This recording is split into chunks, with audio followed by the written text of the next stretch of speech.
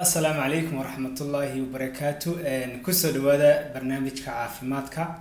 فيديو ما أنت وحنا كجهد ليا. قرب حنوكا مركو وقربك حنونو. هذا يصير قربك حلي هاي. قيب تسرع قربك جودها وحلي هاي أفر مرق أو سكوي مادة أو سمية كف سمية أو markuu muruqu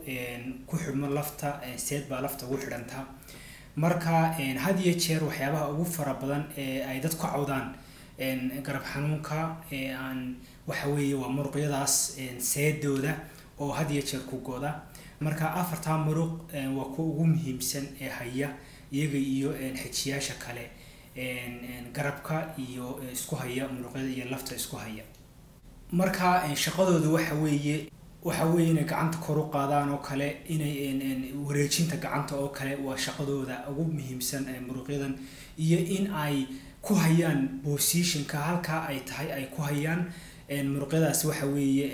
shaqadooda waxa ugu muhiimsan had iyo jeer waxa ku dhaca dhaawac baa ku dhaca ama inay go'aan baa ku dhacda oo muruqyadaas waliba qaybta seeda ee lafta isku haysa muruq iyo lafta isku haysa waana waxyaabaha ku ugu farax badan ee sababa dadka waaweyn oo kale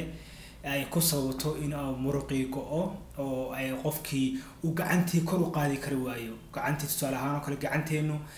ilaa weyn kor bay u wareegaysaa marka qofkii waxa weeye gacantii kor buu qaadi kari waaya hore u qaadi kari waaya tusaale ahaan oo kale markuu kor u qaado soo celintii baan uu control karayn oo ay gacantii soo dhacaysaa waxa laga yaabaa in uu qofkii qaybta dambe ee dhabarkiisa oo kale soo gaari waayo marka waxyaabaha ku dhaca in uu dhaawac hore soo gaaray tusaale ahaan oo kale ama waxa weeye qofka oo uu dhaawac ku soo gaaray waqti hore ama waxa weeye qofkii oo tusaale ahaan oo kale qaadaya wax aad walax ama shay aad culus soo qaadaya qaaditaankaasina waxa sababaya in ay goodo ama hadii jeer marka dadku weynaadaan oo kale waxa ku dhaca in ay lisan badan yimaado iyo gow ahaan uu ku yimaado waxyaabahaasina waxa ku soo hadii jeer inay seedahaasi ama muruqyadaasi go'aan kuna sababaan qofkii inuu shaqadii gacantii uu wax ku qabsan kari waayo uu halkaas ku hayo uu hoos u hayo ama uu kor hayo oo saa ku hayo laabta ku hayo ama uu ku hayo hoos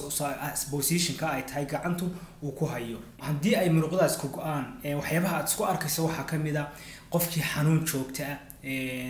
xanuun dareemaya wuxuu qofkii dareemaya in aanu shaqadii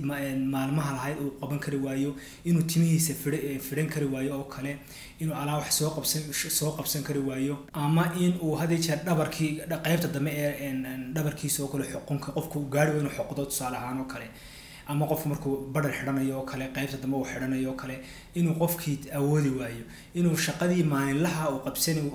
qabsanayay in ay ka hor istaagto oo xanuun badan waliba xanuunkuna uu yahay aad iyo aad ugu daran yahay xilliga habeenkii oo kale qofkii uu seexan kari waaya handuu midigta oo kale garabka midigta oo kale ay wax noqdo qaybtii midigta uu seexan kari waayo marka hadii ay seedahani ama muruqyadan ay ku go'aan sidee lagu ogaadaa had iyo jeer waxyaabaha ugu muhiimsan waxa weeye inaad dhakhtar la kulanto dhakhtarku wuxuu ku ogaanaya inuu qofka uu ku sameeyo exam ahaan oo kale uu ku sameeyo oo uu ku sameeyo gacmihiisa uu warwareejin iyo kor u qaadid waxa jira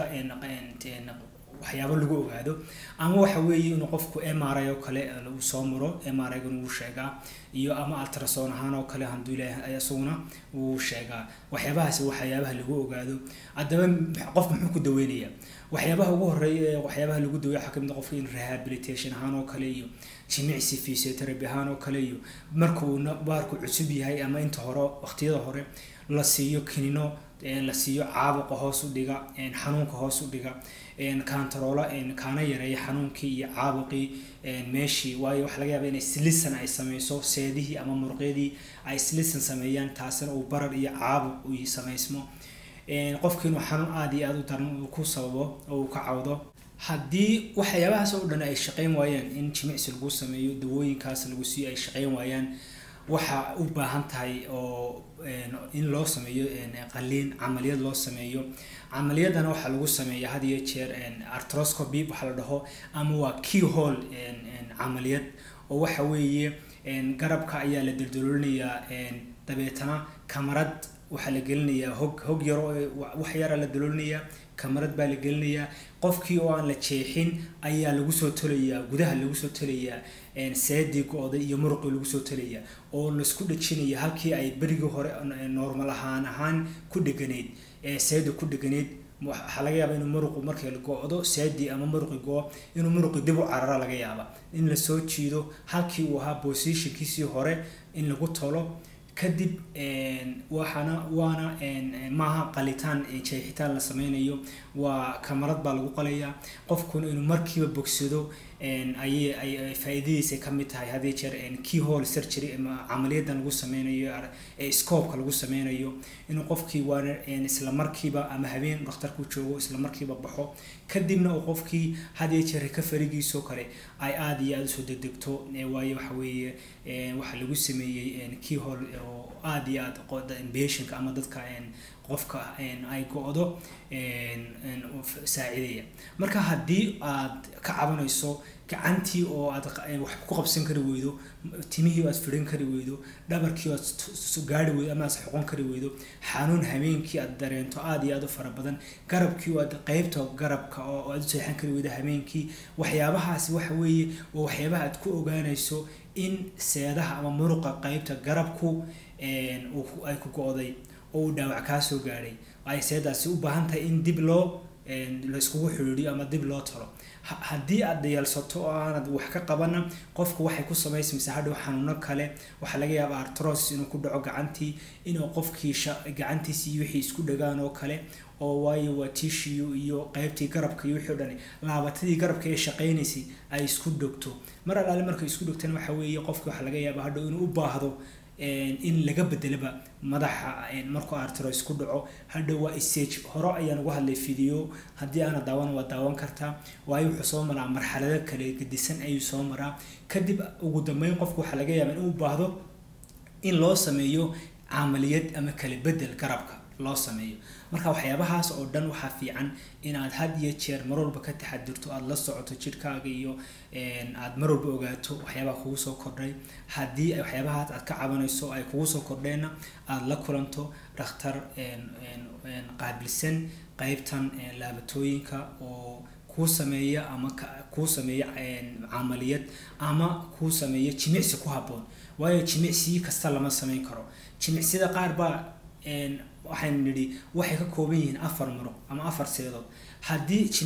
jimicsi qaldan aad sameyso waxa laga yaabaa hadduu mid ku go'naa in aad kuwii kale sii goyso oo ay dhamaantood kuwada go'aan marka waxa ugu muhiimsan in si fiican loo ogaado ta ku go'an waa tee jimicsi noocee ah ama physiotherapy noocee ah ayaad u baahan tahay marka waxyaabahaas oo dhan waxa weeye waxa uu qofka patientka ama ka cabanaya inuu aad iyo aad ula socdo oo aanu intuu hadii jeer dad badan baa nala soo xiriiray oo kugu soo diraya shay ama reporto oo wixii loo sameeyay qofku marka hore waxa weeye inuu aad iyo aad uga digtoonaado oo la socdo jirkiisa marka intaas ayaan kusoo gabagabeynayaa barnaamijkan kooban aan kaga hadlayo garab xanuunka iyo hadii jeer waxyaabaha dadku ay ka cawdaan way dadka dhowr iyo 40 ama 50 gaadhay ama wixii ka sareeyaba aad iyo aad ay noo weydiiyeen su'aashan waana su'aal nagu soo noqnoqotay taasaana sababtay inaan ka sameeyo clipkan yar ee kooban ee videogan waxaana rajeynayaa in dad aad fara badan ay anfici doonto ama hadii qof ay ku dhacday ama ay seedaasi gooday dhakhtar uu la tago oo dhakhtarkii uu u sheego inuu si fudud u fahmo marka daawadayaal intaas ayaan kusoo koobayaa barnaamijkan maanta wayno iyo kulantin dambe fadlan sina share gare barnaamijkan si looga faa'iideysto wayno iyo kulantin dambe bye